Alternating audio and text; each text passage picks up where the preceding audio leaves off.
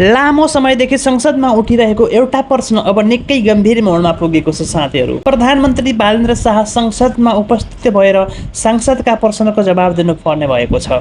सभामुख डोलप्रसाद अर्यालले प्रधानमन्त्री शाहलाई आगामी भदौ 10 गते संसदमा प्रत्यक्ष प्रश्नोत्तरका लागि उपस्थित हुन रुलिङ गरेका छन्। संसदको पछिल्लो बैठक सुरु हुन साथ विपक्षी सांसदहरू उठेर विरोधमा उत्रिएका थिए। उनीहरूको एउटै मात्र माग थियो, प्रधानमन्त्री संसदमा आउनु पर्यो र सांसदहरूले उठाएका प्रश्नको जवाब दिनु पर्यो भन्ने। विपक्षी सांसदहरूले लामो समयदेखि प्रधानमन्त्रीसँग प्रत्यक्ष प्रश्नोत्तर माग गर्दै आएका थिए, तर अहिलेसम्म त्यो प्रतिक्रिया नियमित रूपमा अघि बढ्न सकेको थिएन साथीहरू। त्यसपछि सभामुख डोलप्रसाद अर्यालले संसदको नियमावली अनुसार प्रधानमन्त्रीलाई प्रत्यक्ष प्रश्नोत्तरमा उपस्थित हुन निर्देशन दिएका थिए। रुलिङ भएपछि विपक्षी सांसदहरूले टेबल ठोकेर समर्थन समेत जनाएका थिए साथीहरू। अब भदौ 10 गते के हुन्छ? सांसदहरूले प्रधानमन्त्रीलाई प्रत्यक्ष प्रश्न गर्नेछन्। प्रधानमन्त्रीले तत्कालै जवाब दिनुपर्ने हुन्छ। यसका लागि सांसदहरूले आफ्ना प्रश्न संसद सचिवालयमा पहिले नै बुझाउनु पर्ने व्यवस्था गरिएको छ। त्यो दिन बढीमा 15 जना सांसदले प्रश्न गर्न पाउनेछन्। अब प्रधानमन्त्रीका अगाडि सांसदका प्रश्नको सामना गर्ने अवस्था आएको छ साथीहरू। प्रधानमन्त्री शाह गत चैत 13 गते प्रधानमन्त्री बनेपछि अहिलेसम्म विविध रूपमा यस्तो प्रत्यक्ष प्रश्नोत्तर कार्यक्रममा सहभागी भएका थिएनन्। जेठ 17 गते भने उनले केही सांसदका प्रश्नको जवाब दिएका थिए,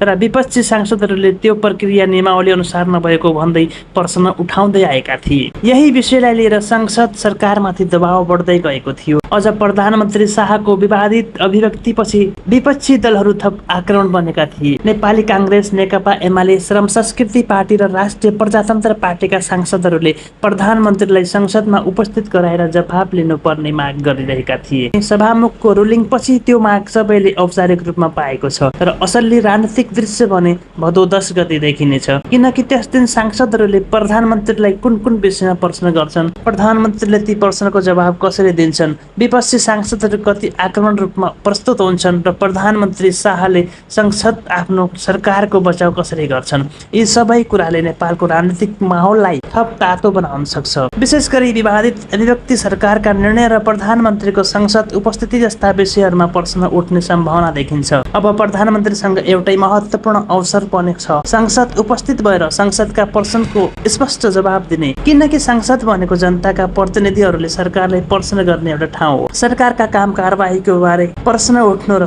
त्यसको जवाब दिनु संसदीय लोकतन्त्रको सामान्य प्रक्रिया पनि हो साथीहरू। त्यसैले अब सबैको नजर भदौ 10 गतेको सांसद बैठकमा हुनेछ। के प्रधानमन्त्री शाह संसदमा पुग्लान्, पुगेपछि सांसदका कडा प्रश्नको सामना कसरी गर्लान् र विपक्षी दलहरूको प्रधानमन्त्रीलाई कुन कुन मुद्दामा घेराउलान्। अबको केही दिनमा यी प्रश्नको जवाब बिस्तारै खुल्दै जानेछ साथीहरू। तपाईँलाई के लाग्छ? प्रधानमन्त्रीले संसदमा उठेका प्रश्नको जवाब खुला रूपमा दिनुपर्छ कि पर्दैन?